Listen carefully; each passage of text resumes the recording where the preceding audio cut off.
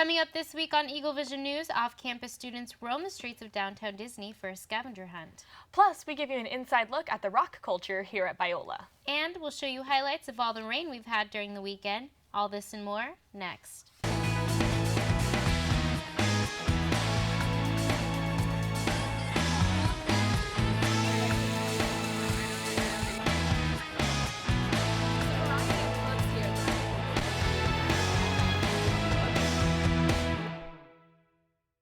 Welcome to Eagle Vision News. I'm Tiffany Brevard. And I'm Natalie Grace. Let's take a look at this week's headlines. The 29-year-old who has been the center of the right to die debate in recent weeks died on Saturday in her Oregon residence. Brittany Maynard ended her life by drinking a lethal mixture of water, sedatives, and breathing depressants. Activists close to the family say that Maynard died peacefully in her bedroom in the arms of her loved ones. Maynard was suffering pain from an incurable brain tumor. Doctors told her she had only 6 months to live. She gained national attention after posting a viral YouTube video sharing her story. Police arrested a 31-year-old man in connection with a fatal hit-and-run in Santa Ana that killed 3 teen girls Halloween night. Police alleged Joaquin Ramon Bell was driving the vehicle that struck the trick-or-treaters as they were crossing a street. Using witnesses and surveillance, police were able to track Bell down to the Motel 6 in Stanton, where he was arrested and booked on suspicion of felony hit-and-run causing death. As of Monday, more than $40,000 has been donated to the girls' memorial funds. It's the first week of November, which means democracy is in the air. The midterm elections were held on Tuesday across America. California contests this year included the governor's seat, where current Governor Jerry Brown fought to stay in office against Republican opponent Neil Kashkari. California voters also had to decide on many state propositions on the ballot, like Prop 45, which would require a state official to approve rates for specific kinds of health insurance, and Prop 47, which would reduce some felony crimes like drug possession and petty theft to a misdemeanor. In the national picture, Republicans are vying to get a hold of Senate seats in hopes of having the majority in both houses of Congress for President Obama's last 2 years in office. California may be in the middle of a drought, but this weekend brought some much-needed relief to the Sunshine State. Reporter Josh Cristiano has the story. This was the sight and sound late last Friday night. It was after midnight. The floodgates slowly but surely opened, sending a downpour of rain for more than an hour.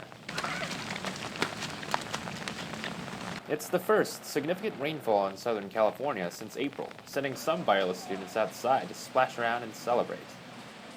A couple people even pranced around in the fountain. Areas across SoCal got as much as 3/4 of an inch of rain.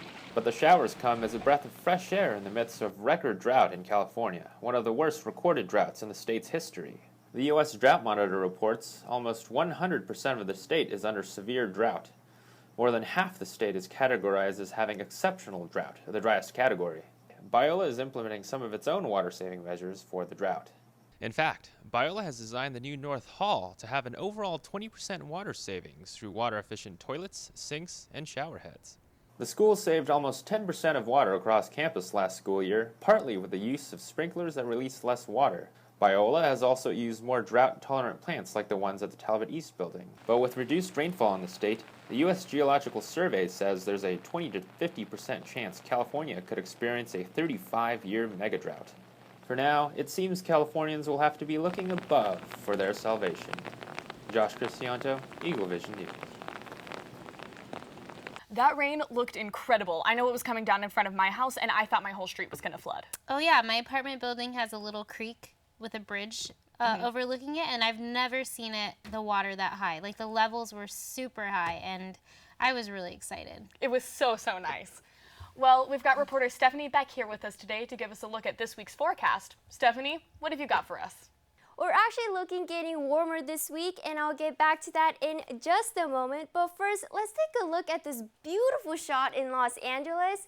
Right behind the skyline, the snow is covering the mountains, and it does look pretty chilly out there, but hey, we don't get to see this very often in Los Angeles.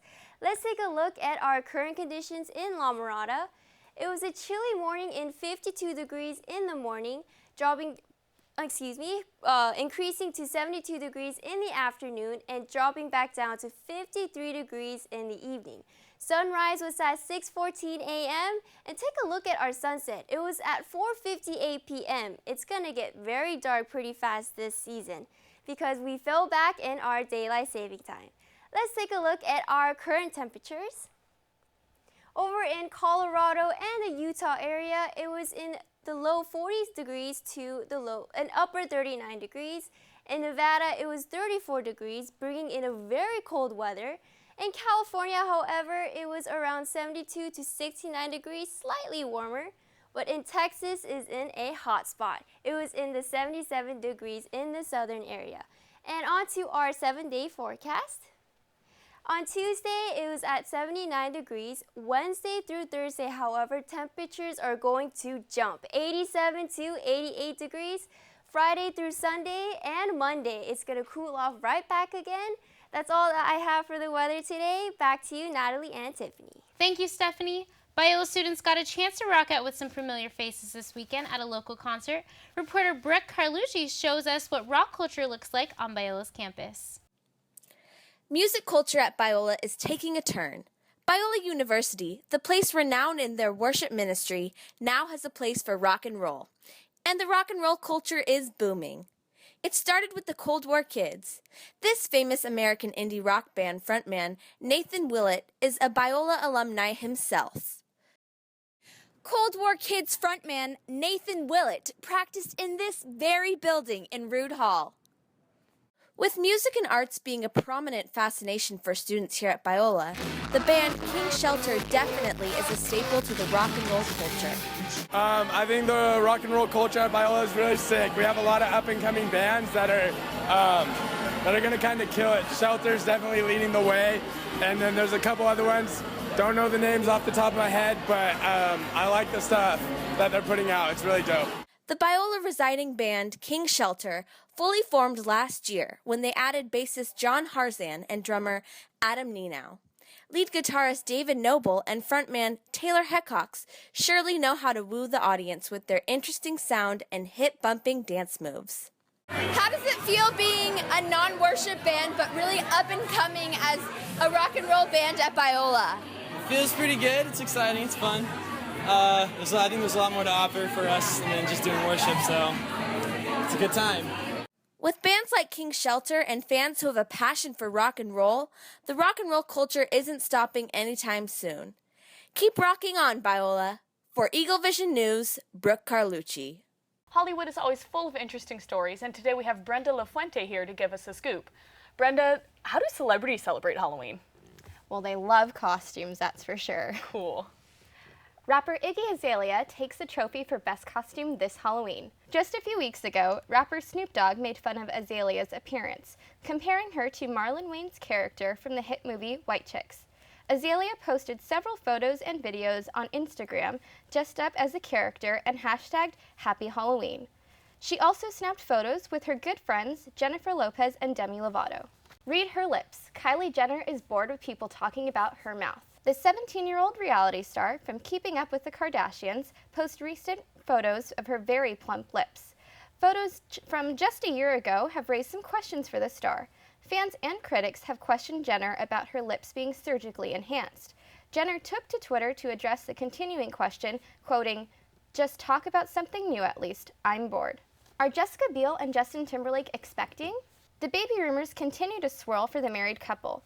Ariel Foxman, the editor-in-chief of InStyle magazine, posted a photo on Instagram, sending a congrats to Biel on her impending motherhood, along with a throwback photo. The photo was deleted off Foxman Instagram shortly after its original post. Both Biel and Timberlake have not responded to the pregnancy rumors. They have previously expressed interest in having children, but there have been no statements confirming the pregnancy. That sounds incredible. I would love to see them have a baby. As would I, but I'm also glad that they're very private about their relationship and their family life. It's true. It's a smart way to go about things. Well, Biola students took to downtown Disney this weekend for a little bit of rest and relaxation. Reporter Jasmine Rose gives us a look at all the fun. To kick off Halloween, the Collegium hosted a scavenger hunt at downtown Disney for commuter students and friends. Students were encouraged to dress in costume and stop inside the Collegium early to enjoy provided snacks, additional costume wear, and a fun photo booth.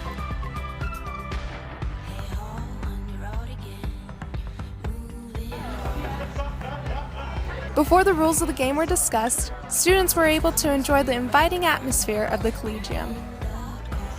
I think this event creates community for off-campus students in that it gets them all together and having to work together in teams. Each group consisted of at least 5 people with a designated driver. And for every person not driving, $2 was asked to bring as courtesy for gas. May the odds ever be in your favor and let the best team win.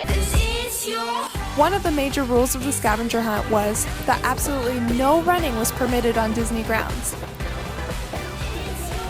Through the use of Twitter, students were alerted of each task and were told to take selfies whenever completing a mission. Many of the hunt's tweets were community-driven and were interactive by tweeting back to the students who were playing the game.